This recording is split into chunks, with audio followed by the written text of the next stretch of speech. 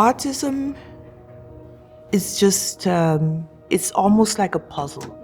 It's just trying to put different pieces together in order to form a livable situation for somebody like Troy.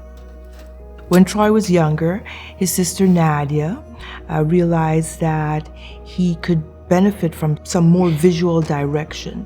So being an artist, she would draw instructions or draw what she wanted him to do or where she wanted him to go. Not only was he able to do it, but he enjoyed doing it. That blossomed into her wanting to create something for not just Troy, but everybody. And in that, she created MagnusCards.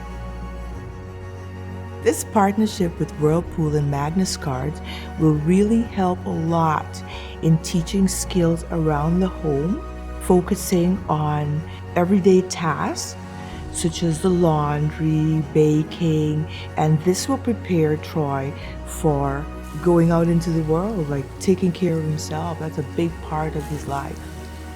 It relieves some of the anxieties as a parent.